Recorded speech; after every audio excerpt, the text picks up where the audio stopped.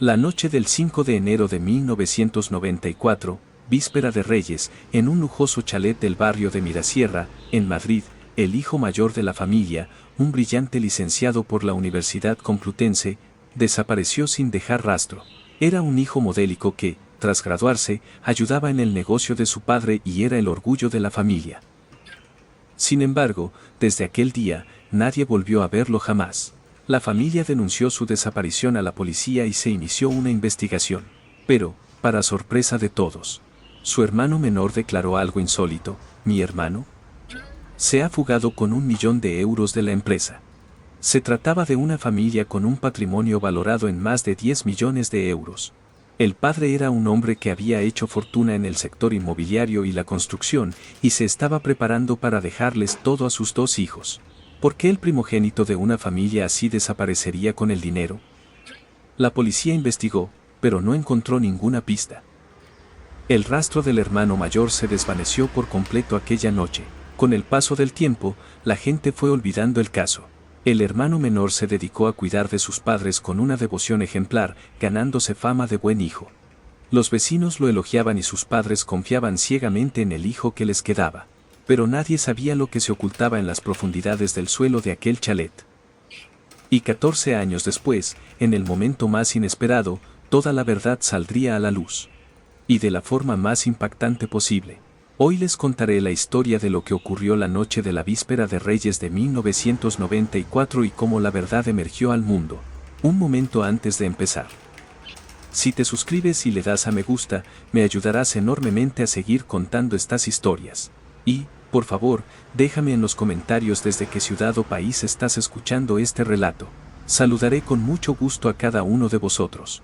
La tarde del miércoles 5 de enero de 1994, en un chalet de Mirasierra, Madrid, los preparativos para la Noche de Reyes estaban en pleno apogeo. Era una imponente propiedad de más de 1.000 metros cuadrados que combinaba arquitectura tradicional castellana con elementos modernos. El propietario era Carlos Vega, que por entonces tenía 66 años. Era un empresario de éxito que había triunfado desde los años 70 con la promoción inmobiliaria y la construcción. Poseía varios edificios en Madrid y su patrimonio superaba los 10 millones de euros. El señor Vega tenía dos hijos. El mayor, Javier Vega, de 32 años, se había licenciado en Administración de Empresas por la Universidad Complutense y ayudaba a su padre en el negocio. Era una persona trabajadora y meticulosa, y gozaba de gran respeto entre los empleados. El hijo menor, Mateo Vega, de 29 años, se había graduado en Ciencias Económicas por la misma universidad, pero todavía no tenía un trabajo estable. El padre tenía la intención de legar el negocio a ambos hijos. Eran alrededor de las 6 de la tarde de aquel día. Javier le dijo a su padre: «Voy un momento a la oficina a organizar la contabilidad». Tenía, según dijo, algunos asuntos que cerrar antes del día festivo. Su madre estaba preparando la cena y su hermano Mateo estaba en el patio, lavando el coche. El padre asintió y le pidió que volviera pronto. Javier salió de casa conduciendo su Mercedes-Benz negro. Esa fue la última vez que su familia lo vio. Pasaron las 9 de la noche y Javier no regresaba. Su madre empezó a preocuparse. La oficina estaba a solo 30 minutos de casa, pero habían pasado más de 3 horas sin noticias. En aquella época, los teléfonos móviles no eran comunes. El padre llamó a la oficina, pero nadie contestó. A las 11 de la noche, la ansiedad de la familia se convirtió en auténtica angustia. Mateo se ofreció a coger el coche e ir a la oficina a ver qué pasaba. Una hora después, Mateo regresó, pero no había encontrado a su hermano. Dijo que las luces de la oficina estaban apagadas y que el coche de Javier no estaba en el aparcamiento.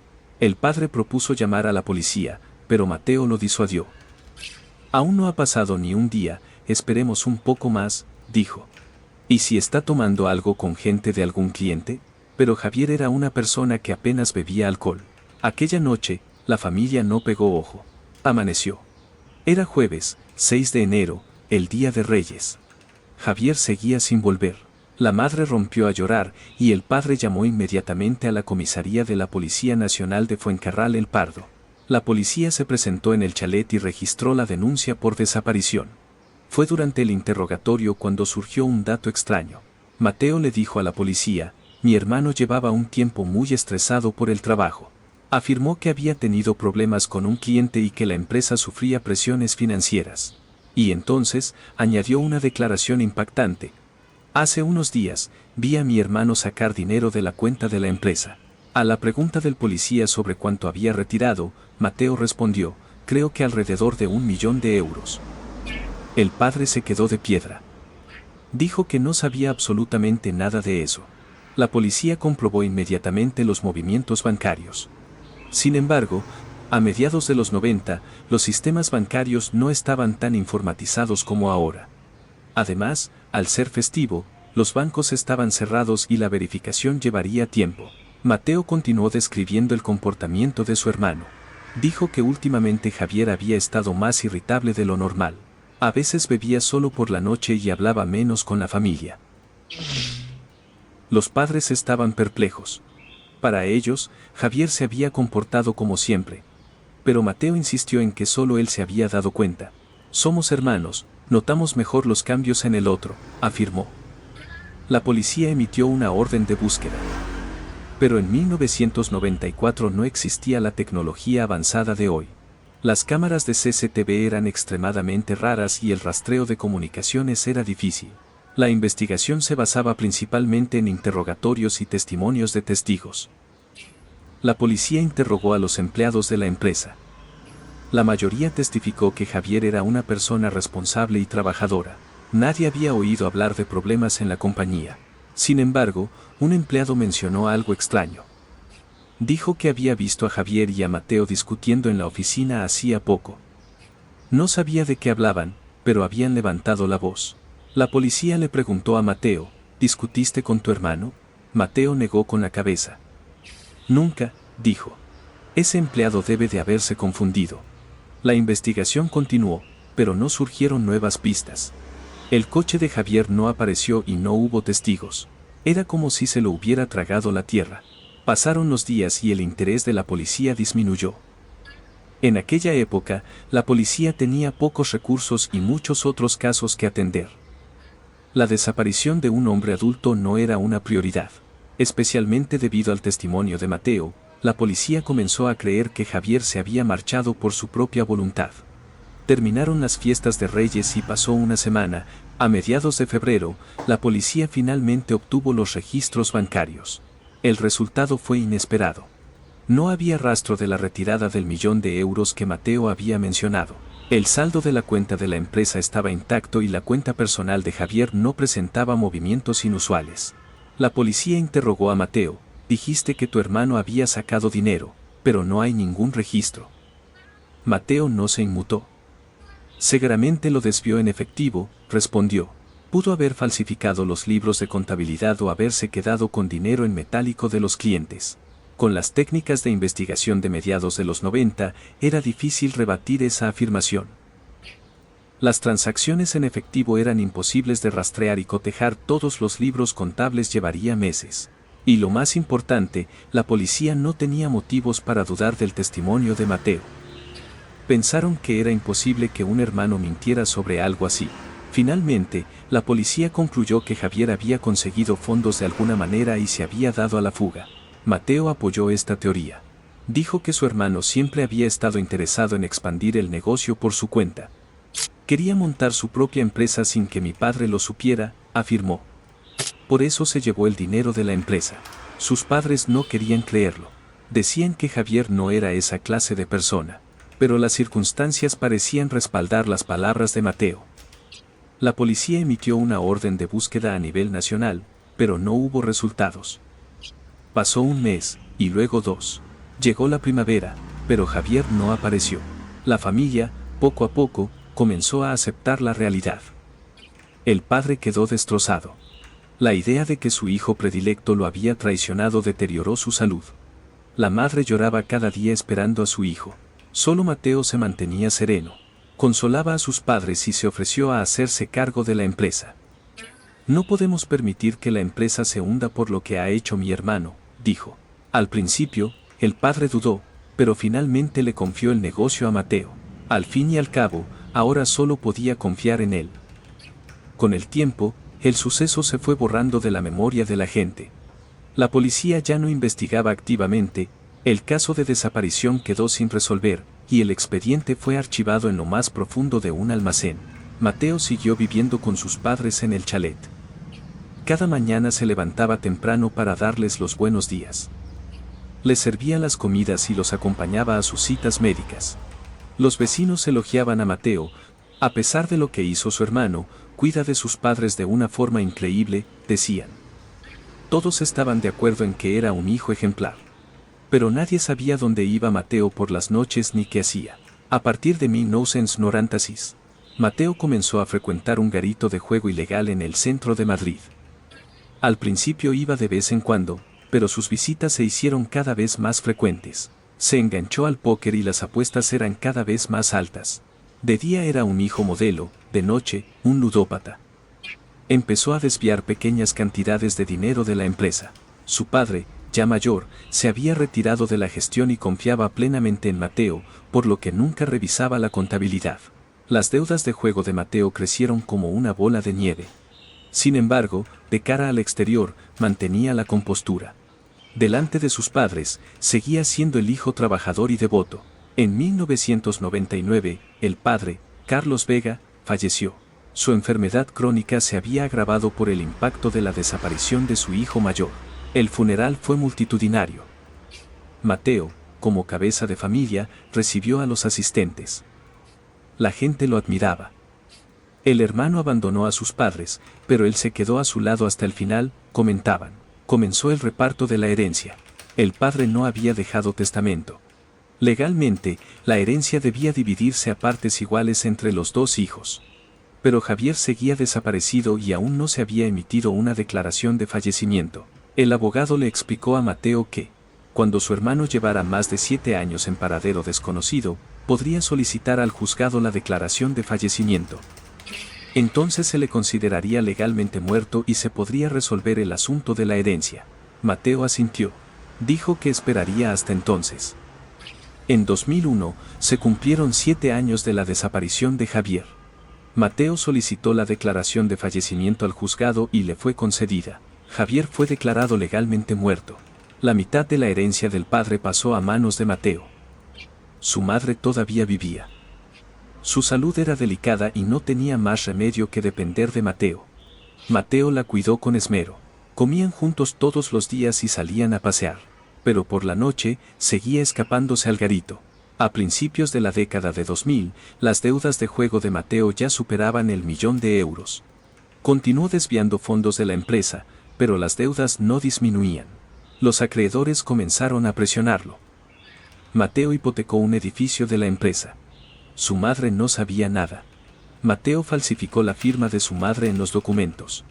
En 2004, su madre también falleció. Ahora Mateo estaba completamente solo. Tras el funeral, el resto de la herencia pasó a ser suya.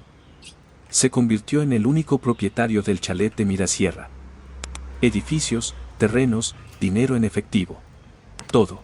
Pero la ludopatía de Mateo no cesó. De hecho, empeoró. A partir de 2005, comenzó a liquidar sistemáticamente el patrimonio.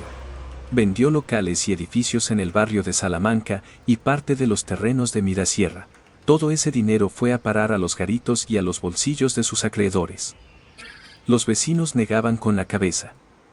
¿Cómo puede ser que un hijo tan bueno se esté puliendo la herencia en cuanto han muerto sus padres? Se preguntaban.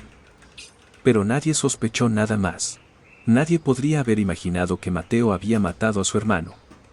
Sin embargo, había una persona que sí albergaba dudas.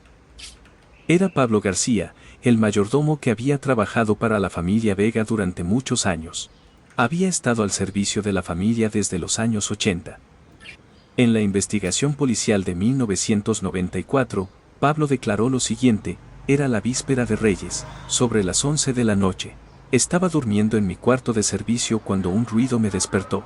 Dijo que oyó un sonido como si arrastraran algo pesado desde la parte principal de la casa. También escuchó un ruido de mezcla y un golpeteo metálico. Sin embargo, en ese momento se estaban realizando obras de ampliación en el jardín y estaba previsto renovar el suelo del dormitorio principal. Por eso, Pablo pensó que se trataba de ruidos de los materiales de construcción. La policía tampoco le dio mayor importancia a su declaración. Pensaron que, aunque fuera festivo, alguien podría haber estado organizando los materiales.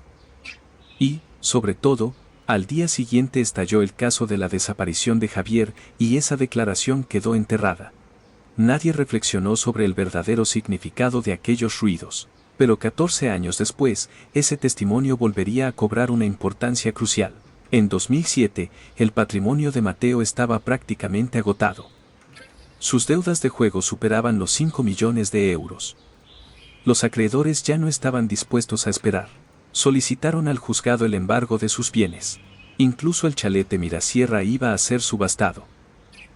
Mateo luchó con uñas y dientes. Sentía que debía proteger esa casa a toda costa. Pero no había forma. ¿Cuál podría ser la razón por la que se aferraba tanto a esa casa?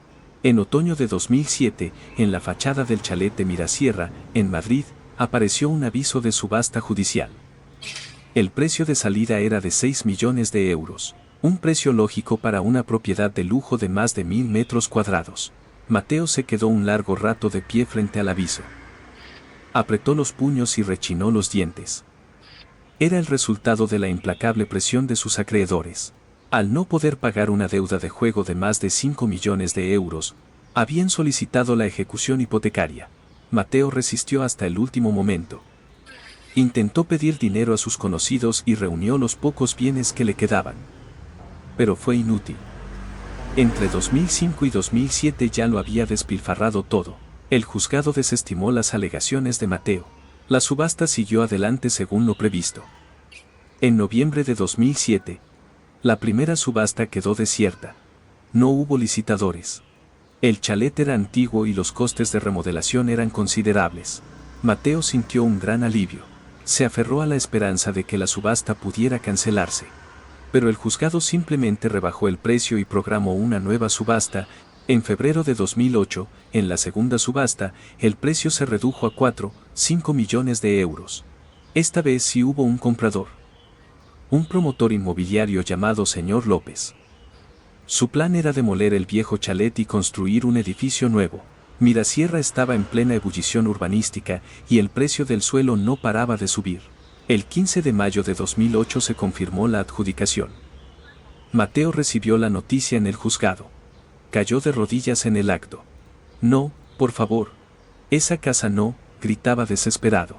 Los funcionarios del juzgado lo miraron extrañados. ¿Por qué una persona que ya lo había perdido todo se aferraba de esa manera a una casa? Pensaron que sería simple apego sentimental. Pero la desesperación de Mateo tenía otro motivo. Él sabía lo que estaba enterrado bajo el suelo del dormitorio principal. Durante 14 años había dormido en esa habitación. Cada noche había vivido pisando ese suelo, sabiendo que su hermano yacía debajo. Los primeros años sufría pesadillas constantes. Soñaba que su hermano aparecía, oía alucinaciones de sonidos que venían de debajo de la tierra. Pero con el tiempo, se acostumbró. O más bien, se esforzó por acostumbrarse. Dormir en esa habitación se convirtió en una especie de ritual. Era una forma de confirmar constantemente que su hermano seguía allí. Si dormía en otra habitación, se sentía ansioso. Le aterraba que alguien pudiera excavar ese suelo. Por eso, durante 14 años, había custodiado el dormitorio principal. ¿Y ahora, esa casa iba a pasar a manos de otro? La mente de Mateo se quedó en blanco. ¿Qué pasaría si el nuevo propietario decidía remodelar? Si levantaban el suelo, el cuerpo de su hermano quedaría al descubierto. Y entonces, todo habría terminado. Mateo hizo un último intento. Fue a buscar al adjudicatario, el señor López. Le suplicó. Le pidió que le revendiera el chalet, que le pagaría más adelante, como fuera. El señor López se negó en rotundo. Ya había pagado la señal y tenía los planos de la obra listos. Mateo se arrodilló. Por favor, se lo ruego. Esa casa no, le imploró. El señor López se molestó. Llamó a seguridad para que se llevaran a Mateo. A principios de junio de 2008, el señor López comenzó las obras de remodelación. Llamó a un arquitecto para que inspeccionara el chalet. Era una estructura peculiar que mezclaba estilo castellano y moderno. El arquitecto fue claro, la estructura es muy antigua. Sería mejor demolerlo todo y construir de nuevo. pero el señor López, por cuestiones de presupuesto y porque la estructura de la parte tradicional era salvable, decidió empezar por reformar solo el interior. El 10 de junio llegaron los obreros. Primero quitaron el papel de las paredes y retiraron los muebles viejos. Cuando entraron en el dormitorio principal, notaron que el suelo estaba especialmente deteriorado. Era un suelo radiante antiguo y presentaba grietas por todas partes. El jefe de obra lo tuvo claro: hay que sustituir todo el suelo. Señaló que las tuberías de la calefacción eran de hierro antiguo y seguramente estarían oxidadas. Aconsejó cambiarlas por las tuberías de plástico que se usan actualmente. El señor López dio su aprobación. Ya que vamos a reformar todo, hagámoslo bien, dijo. El 12 de junio comenzaron los trabajos en el suelo del dormitorio principal. Se asignaron 3 obreros. Primero levantaron el parqué. Debajo apareció el antiguo sistema de calefacción, una capa de mortero sobre las tuberías. Los obreros empezaron a picar el suelo con martillos neumáticos. Poco a poco, fueron retirando los escombros. Debajo del mortero debía haber una base de grava y arena. Pero en una esquina de la habitación, vieron algo extraño. Un bloque de cemento solidificado. Medía aproximadamente 1 metro de ancho por 2 de largo. Un obrero ladeó la cabeza. ¿Y esto qué es? Otro obrero se acercó a examinarlo. En la construcción de suelos radiantes no se usaba el cemento de esa manera. Además, la superficie era rugosa y tosca.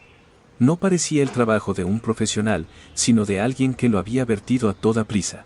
Llamaron al jefe de obra. Él también se extrañó. Parece que alguien hizo una chapuza aquí para reparar algo, dijo. Habrá que picarlo y quitarlo. Los obreros trajeron masas y cinceles. Empezaron a romper el bloque de hormigón. ¡Pum! ¡Pum! El sonido retumbaba en la habitación. Tras unos cuantos golpes, aparecieron grietas. El bloque empezó a desmoronarse. Pero entonces, un olor extraño inundó el aire. Olía a tierra vieja, pero también a algo en descomposición. Un obrero se tapó la nariz. El jefe de obra alumbró con una linterna. Siguieron picando y el interior empezó a ser visible. Vieron un plástico negro. Era un plástico grueso y resistente, doblado en varias capas. Un obrero tiró del plástico con la mano, pero no se rasgó. Trajo unas tijeras y lo cortó con cuidado. Al retirar el plástico, el interior quedó a la vista. En ese instante, uno de los obreros soltó un grito de terror. Eran huesos. Huesos humanos. Se distinguía un cráneo y unas costillas. Estaba completamente esqueletizado. También quedaban jirones de ropa. Parecía un traje negro. Los obreros retrocedieron. Les temblaban las manos y sus caras estaban pálidas como la cera. El jefe de obra sacó su móvil inmediatamente. Llamó a la policía. En menos de 30 minutos, la policía llegó. Eran agentes de la comisaría de Fuencarral El Pardo. Se quedaron atónitos al ver la escena. Llamaron de inmediato a la policía científica y acordonaron la zona. También acudieron agentes del Instituto Nacional de Toxicología y Ciencias Forenses. El chalet se convirtió en la escena de un crimen en cuestión de minutos. La cinta amarilla rodeaba la propiedad y una multitud de curiosos se arremolinaba. Los vecinos cuchicheaban. Dicen que han encontrado un cadáver en esa casa. ¿De quién será? ¿No será de aquel hombre que desapareció hace más de 10 años? El rumor se extendió como la pólvora. El equipo forense procedió a exhumar el cuerpo con sumo cuidado. Retiraron completamente el hormigón y el plástico. Junto a los huesos aparecieron algunos objetos personales. Había una cartera de piel. Estaba muy deteriorada por el paso del tiempo, pero conservaba su forma. Dentro de la cartera encontraron un documento de identidad. Era un documento nacional de identidad de plástico, del modelo antiguo de los años 90. La foto estaba borrosa, pero el nombre se podía leer: Javier Vega. Los inspectores se miraron. Alguno de ellos recordaba ese nombre. Era el caso de desaparición denunciado en 1994. Rebuscaron en los archivos. Javier Vega, 32 años, desaparecido el 5 de enero de 1994. Hijo mayor de Carlos Vega. Según la declaración de su hermano, Mateo Vega, se sospechaba que había huido tras malversar fondos de la empresa. Caso cerrado sin resolver. Ahora, ese caso se reabría de golpe. Los inspectores se pusieron a buscar a Mateo Vega de inmediato. La mañana del 13 de junio de 2008, 4 inspectores se presentaron en la pensión donde se alojaba Mateo. No estaba lejos de Mirasierra. Después de perder el chalet, Mateo había estado viviendo de un sitio para otro. Los inspectores llamaron a la puerta. Mateo abrió.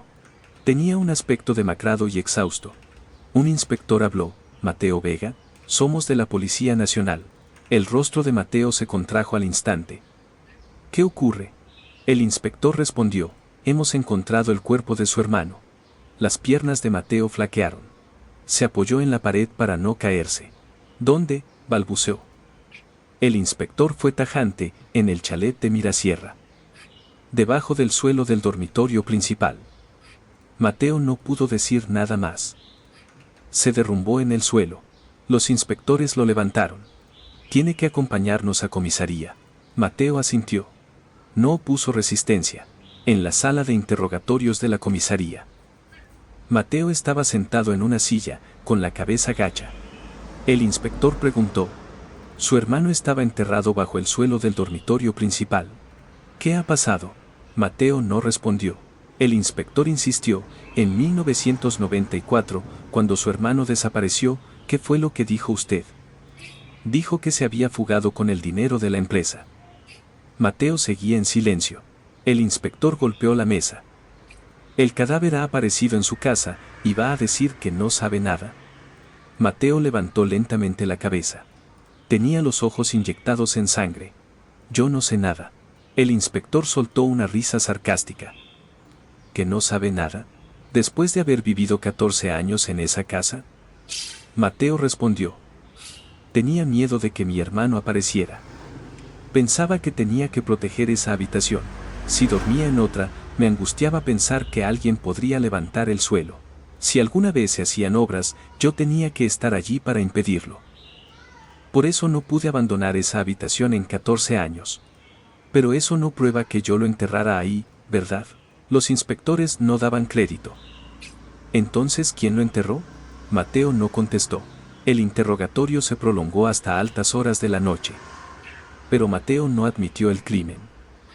Los inspectores estaban frustrados. Las circunstancias apuntaban claramente a Mateo como el culpable, pero no tenían pruebas directas. Y tampoco una confesión. El Instituto Forense comenzó el trabajo de identificación del cadáver. Primero examinaron el DNI de la cartera. La foto estaba muy dañada, pero el nombre era legible: Javier Vega. La policía revisó los archivos de la investigación de 1994. Entre las pruebas guardadas se encontraban un cepillo de dientes y ropa de Javier que la familia había entregado en su momento. Los forenses extrajeron ADN de estos objetos y lo compararon con el ADN extraído de los huesos del cadáver. El resultado fue una coincidencia perfecta. Además, la comparación con los registros dentales también confirmó que se trataba de Javier Vega. No había duda de que el cuerpo era el del hombre desaparecido 14 años atrás.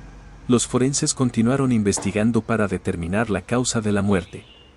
Encontraron una fractura en una de las vértebras cervicales.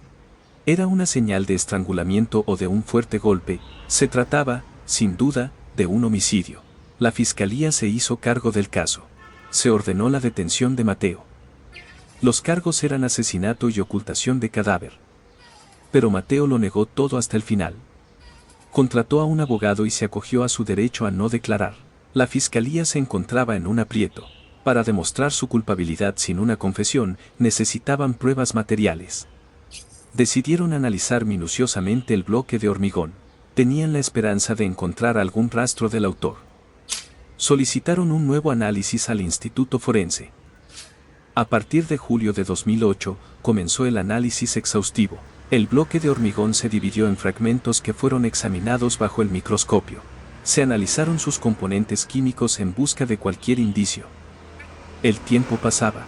Pasó un mes, y luego 2. Mateo seguía en prisión preventiva. Repetía lo mismo cada día: «Yo no sé nada. Yo no lo hice». La fiscalía estaba nerviosa. El plazo de prescripción del delito se acercaba. En aquella época, el delito de asesinato prescribía a los 15 años. Si el crimen se cometió el 5 de enero de 1994, el delito prescribiría el 5 de enero de 2009. Estaban en agosto de 2008, así que solo quedaban 6 meses. Si no encontraban una prueba concluyente antes de esa fecha, no podrían procesar a Mateo. El fiscal presionaba al Instituto Forense. Le suplicaba que encontraran algo, lo que fuera. Los forenses trabajaban sin descanso, analizando día y noche. Y finalmente, encontraron algo decisivo. Pero en ese momento, nadie sabía todavía de qué se trataba. A mediados de agosto de 2008, en el laboratorio subterráneo del Instituto Nacional de Toxicología y Ciencias Forenses, los fragmentos del bloque de hormigón estaban dispuestos sobre una mesa de metal. El responsable, el doctor Santiago Herrero, estaba sentado frente al microscopio. Era un veterano con más de 20 años de experiencia en el campo. Pero este caso era especialmente difícil. Habían pasado 14 años desde que el cuerpo fue enterrado. El hormigón se había endurecido por completo y las marcas del tiempo eran evidentes. El doctor Herrero se reunió con su equipo. ¿Qué es lo que buscamos? ¿Huellas dactilares? ¿Sangre? ¿Cabellos? ¿Podría quedar algo después de 14 años atrapado en el hormigón? Un joven investigador negó con la cabeza. Es difícil esperar encontrar pruebas biológicas convencionales. La humedad y el tiempo habrán descompuesto la mayoría. Pero el doctor Herrero no se rindió. Busquemos rastros físicos. Podría haber alguna marca de presión o alguna forma impresa en la superficie del hormigón. El equipo comenzó a examinar los fragmentos de hormigón minuciosamente. Usaron lupas de gran aumento y escanearon la superficie con microscopios. Pasaron varios días. La mayor parte de la superficie era normal, la textura rugosa e irregular del hormigón. Pero el 20 de agosto, un investigador descubrió algo. Doctor, venga a ver esto. El doctor Herrero se acercó. Era una de las esquinas de un fragmento. La superficie era diferente al resto. Tenía unas ondulaciones muy finas, algo que parecía un patrón. El doctor Herrero miró por el microscopio. Su corazón se aceleró. Es un patrón de crestas papilares. Las crestas papilares son las líneas de las huellas dactilares. En la superficie del hormigón había grabada, muy débilmente, la forma de una huella. ¿Cómo era posible? El doctor Herrero formuló una hipótesis. La persona que vertió el hormigón debió de tocar la superficie con la mano desnuda cuando aún no se había secado. En ese momento, la punta de un dedo presionó la mezcla, dejando la huella impresa en negativo, y así se solidificó. Como un fósil. Los miembros del equipo se entusiasmaron. Pero el doctor Herrero fue cauto. El patrón es muy tenue. ¿Podremos identificar a alguien con esto? Utilizaron un escáner 3D de última generación. El dispositivo escaneaba la superficie con un láser, midiendo hasta las más mínimas variaciones de relieve. El resultado apareció en la pantalla del ordenador. El patrón de crestas papilares se veía con mucha más claridad. Los investigadores analizaron el patrón. Las huellas se clasifican en 3 tipos principales: arcos, presillas y verticilos. El patrón de la pantalla era una presilla. Se veía un núcleo en forma de delta y las crestas fluían hacia los lados. El doctor Herrero dio una orden. Buscad los puntos característicos. En dactiloscopia, los puntos característicos son los puntos donde las crestas se bifurcan o terminan. Normalmente, si coinciden 12 o más puntos, se considera que 2 huellas son idénticas. Los investigadores trabajaron toda la noche. Marcaron los puntos uno por uno, bifurcaciones, finales de línea, convergencias. Finalmente, identificaron 16 puntos característicos. Un número más que suficiente para ser admitido como prueba en un juicio. Ahora necesitaban un término de comparación. Contactaron con la fiscalía y solicitaron las huellas dactilares del sospechoso, Mateo Vega. Como Mateo ya estaba detenido, ya le habían tomado las huellas. El 25 de agosto comenzó el trabajo de comparación. El doctor Herrero puso 2 imágenes una al lado de la otra en la pantalla. A la izquierda, el patrón de la huella extraída del hormigón. A la derecha, la huella del dedo índice de la mano derecha de Mateo Vega. Superpuso las imágenes. Cotejó la posición de los puntos característicos uno por uno. Primera bifurcación, coincidencia. Segundo final de línea, coincidencia. Tercera convergencia, coincidencia. Al doctor Herrero le temblaba la mano. Siguió comprobando. 16 puntos característicos coincidían a la perfección. La probabilidad de que pertenecieran a la misma persona era superior al 99%. El doctor Herrero se reclinó en su silla. Lo tenemos, dijo. Tenemos la prueba definitiva. El 27 de agosto de 2008, en una sala de reuniones de la Fiscalía, el doctor Santiago Herrero presentó sus hallazgos ante los fiscales. En la pantalla del proyector se mostraba el resultado de la comparación de las huellas. La huella dactilar extraída de la superficie del hormigón y la huella de Mateo Vega coinciden perfectamente. Los fiscales aplaudieron. Por fin tenían una prueba material. El fiscal del caso, Pablo Jiménez, preguntó: ¿cree que esta prueba será admitida en el juicio? El doctor Herrero asintió. La coincidencia de 16 puntos característicos es un estándar aceptado en cualquier tribunal del mundo. Además, tenemos los datos del escaneo 3D, por lo que es reproducible. El fiscal Jiménez se mostró satisfecho. Ahora, reconstruyamos el crimen. El equipo se reunió. Dibujaron una línea de tiempo en una pizarra. Miércoles, 5 de enero de 1994, víspera de Reyes. En el chalet estaban previstas obras de ampliación en el jardín y la renovación del suelo del dormitorio principal. Pero por las fiestas, los obreros se habían ido a sus pueblos. Los materiales de construcción se quedaron allí: sacos de cemento, arena, grava, cubos de agua. El fiscal comenzó a deducir: Mateo mató a su hermano esa noche. Probablemente ocurrió en el dormitorio principal. Lo estranguló o lo golpeó con un objeto contundente. Cuando su hermano cayó, Mateo entró en pánico. ¿Cómo deshacerse del cuerpo? Sacarlo fuera era arriesgado. Alguien podría verlo, y meterlo en un coche y llevárselo era complicado. Fue entonces cuando Mateo se fijó en la zona de obras. El suelo del dormitorio principal ya estaba parcialmente levantado. Se habían quitado algunas partes para la renovación. Mateo tomó una decisión. Enterraría a su hermano bajo el suelo. Empezó a trabajar solo, en mitad de la noche. Primero, envolvió el cuerpo en varias capas de plástico para contener el olor y la descomposición. Luego, metió el cadáver en el hueco que había bajo el suelo. El espacio no era muy grande, así que tuvo que forzar el cuerpo en una posición encogida. El siguiente paso fue ocultarlo. Cogió el cemento que había para la obra. Abrió los sacos y lo vertió en un cubo, añadió agua y lo mezcló. Pero Mateo no era un profesional de la construcción. No acertó con las proporciones y su técnica para mezclar era torpe. Solo pensaba en taparlo todo rápidamente. Vertió la mezcla de cemento sobre el cuerpo. Un cubo, 2 cubos. Fue añadiendo capas. Pero la superficie no quedó lisa. Estaba llena de bultos y no quedaba al mismo nivel que el resto. Mateo se apresuró. Cuando terminaran las fiestas, los obreros volverían. Tenía que hacer que pareciera natural antes de que llegaran. Intentó alisar la superficie con las manos. No llevaba guantes. Con las prisas, lo hizo con las manos desnudas. Pasó la palma de la mano por la superficie y presionó con los dedos. Especialmente en una esquina que sobresalía, donde presionó varias veces. Y fue en ese momento, la punta de su dedo índice derecho se hundió con fuerza en el cemento. Sus crestas papilares quedaron grabadas en la mezcla aún fresca, pero Mateo no se dio cuenta. Era de noche, la luz de la linterna era tenue. Y, sobre todo, estaba dominado por el pánico y la ansiedad. Cuando terminó, Mateo se lavó las manos. Tenía restos de cemento, pero no le dio importancia. Era algo normal en una zona de obras. Esa noche volvió a su habitación. Pero no pudo dormir.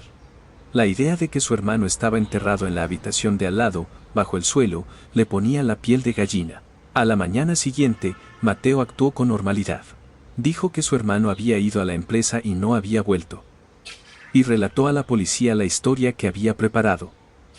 Que su hermano había malversado dinero, que sufría de estrés. Cuando terminaron las fiestas, los obreros volvieron. Continuaron con el trabajo en el suelo del dormitorio principal. El cemento que Mateo había vertido por la noche ya estaba seco. A los obreros les pareció extraño, pero no le dieron importancia. Supusieron que alguien había hecho una reparación previa. Volvieron a colocar el resto del suelo y pusieron el parqué. El dormitorio principal volvió a ser una habitación normal, pero bajo ese suelo se ocultaba un terrible secreto. El fiscal, mirando la pizarra, dijo: Mateo Vega durmió en esa habitación durante 14 años. ¿Por qué? Otro fiscal respondió: probablemente era una necesidad psicológica de vigilar que no lo descubrieran. Si dormía en otra habitación, se sentiría inseguro. Estando en esa habitación, sentía que tenía el control. El fiscal Jiménez asintió. Preparen el juicio. El 5 de septiembre de 2008, en la Audiencia Provincial de Madrid, comenzó el juicio por el asesinato y la ocultación de cadáver de Mateo Vega. La sala estaba abarrotada. Los periodistas apuntaban con sus cámaras. El caso del asesinato resuelto 14 años después había despertado un enorme interés mediático. Mateo entró en la sala. Llevaba esposas, su rostro estaba demacrado y su mirada, perdida. El juez preguntó: acusado Mateo Vega, ¿admite los hechos de los que le acusa la fiscalía? Mateo guardó silencio por un momento. Su abogado le susurró algo al oído. Mateo abrió la boca. Sí, los admito. Un murmullo recorrió la sala. Mateo, que lo había negado todo hasta entonces, finalmente confesaba. El fiscal se puso en pie. Dado que el acusado ha confesado el crimen, le ruego que relate los hechos con detalle. Mateo, con la cabeza gacha, comenzó a hablar. Fue la noche del 5 de enero de 1994. Mi hermano y yo discutimos en el dormitorio principal. ¿Por qué discutieron? Por el control de la empresa. La voz de Mateo temblaba. Unos días antes, mi padre había anunciado que le dejaría toda la empresa a mi hermano. A mí me dijo que me quedara como un simple empleado. Siempre estuve a la sombra de mi hermano, fuimos a la misma universidad, pero yo nunca fui tan reconocido como él. Esa noche me enfrenté a él. Le pregunté por qué yo siempre era el segundo. Soy tan hijo como tú, ¿por qué me discriminas? Dile a padre que también me dé mi parte, le dije. ¿Y qué le respondió su hermano? Lágrimas corrían por las mejillas de Mateo. Mi hermano me dijo que era porque yo no tenía la capacidad, que no tenía el talento para dirigir la empresa, que mejor me dedicara a aprender de él. En el momento en que oí esas palabras, algo se rompió dentro de mí. Mi complejo de inferioridad se convirtió en rabia. Le agarré por el cuello. No sé cuánto tiempo lo tuve agarrado. Cuando volví en mí, mi hermano estaba tirado en el suelo. No respiraba. El juez preguntó: ¿está diciendo que no fue un crimen premeditado? Mateo negó con la cabeza. Fue un impulso. Pero ocultar el cuerpo sí fue planeado. Mateo relató con detalle lo que hizo esa noche. Cómo envolvió el cuerpo en plástico, cómo lo enterró bajo el suelo, cómo vertió el cemento, y cómo vivió durante 14 años encima de él. El fiscal preguntó: ¿por qué durmió únicamente en esa habitación? Mateo respondió: tenía miedo de que mi hermano se apareciera. Tenía muchas pesadillas. Soñaba que salía de la tierra, que venía a por mí. Por eso sentía que tenía que custodiar esa habitación. Sé que suena extraño, pero era mi forma de sobrevivir. Un suspiro de conmoción se oyó en la sala. El fiscal presentó las pruebas. Explicó los resultados del análisis forense. El hallazgo de la huella del acusado en la superficie del hormigón. La coincidencia de los 16 puntos característicos. Esto es una prueba irrefutable de que el acusado vertió personalmente el cemento. En la pantalla se proyectaron las imágenes comparativas de las huellas. El doctor Santiago Herrero declaró como perito: cuando el acusado presionó la superficie del cemento con la mano desnuda, su huella quedó impresa y se solidificó. Se conservó durante 14 años. Mateo, con la cabeza gacha, no pudo decir nada. El abogado defensor presentó su alegato final. El acusado cometió el crimen en un arrebato. No fue un asesinato premeditado. Además, el complejo de inferioridad y la discriminación familiar fueron el caldo de cultivo del crimen. Ruego que se tengan en cuenta estas circunstancias atenuantes, pero el fiscal fue inflexible. Aunque fuera un asesinato impulsivo, la ocultación del cadáver fue meticulosa. El acusado vivió tranquilamente durante 14 años. Engañó a sus padres y a la sociedad. No ha mostrado el más mínimo arrepentimiento. Solicito la pena de prisión permanente revisable. El juez fijó la fecha de la sentencia. El 17 de octubre de 2008 llegó el día. La sala estaba de nuevo abarrotada, Mateo compareció por última vez ante el tribunal. El juez comenzó a leer la sentencia. El acusado, Mateo Vega, el 5 de enero de 1994, asesinó a su hermano Javier Vega y ocultó su cadáver. El móvil del crimen fue el complejo de inferioridad y la codicia. Aunque el argumento de la defensa sobre la impulsividad del acto tiene cierta validez, la posterior ocultación del cuerpo fue extremadamente metódica. El acusado vivió durante 14 años sin ningún remordimiento y se apoderó del patrimonio de sus padres. Este es un crimen grave e imperdonable.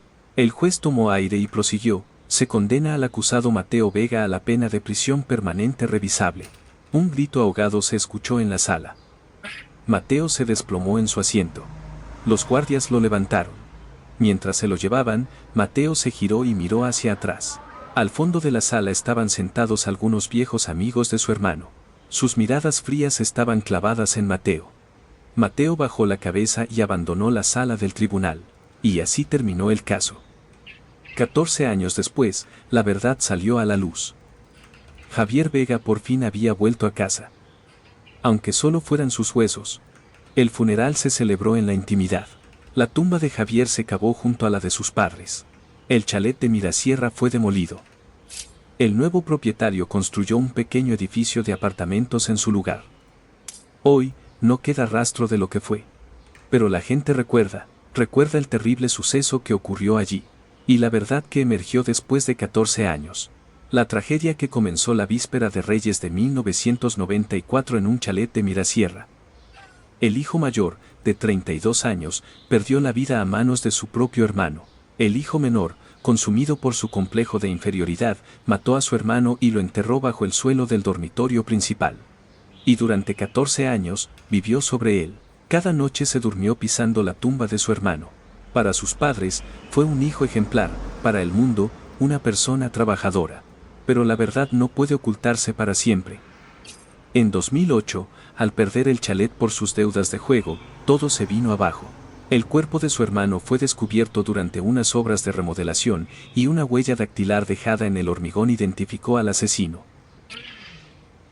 La ciencia fue capaz de desenterrar una verdad de 14 años. La huella, fosilizada como una reliquia, no mentía. Este caso nos hace reflexionar.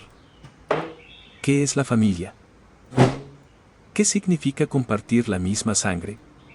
Crecieron bajo el mismo techo, pero uno veía a su hermano con admiración y el otro, con envidia. Uno cultivó el reconocimiento y el otro, los celos. Al final, la codicia y el complejo de inferioridad convirtieron a la persona más cercana en un monstruo. Los padres de Javier y Mateo perdieron a sus dos hijos. Uno acabó bajo tierra y el otro, entre rejas. Murieron sin conocer la verdad. Quizás, en cierto modo, fue una suerte.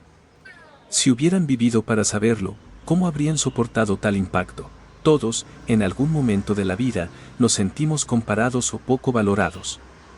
Y si tenemos hermanos, quizás aún más.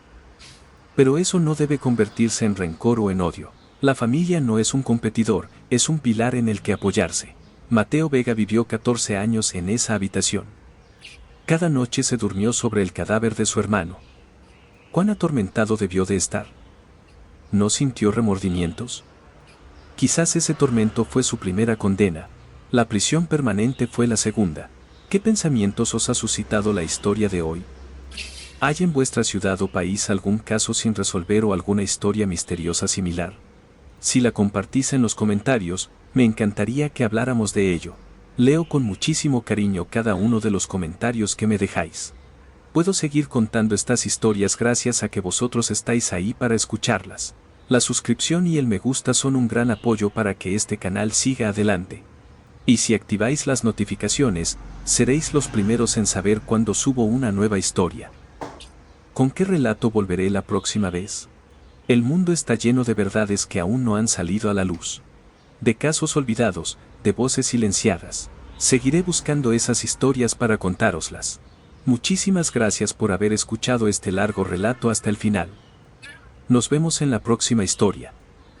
Cuídense y que sean felices.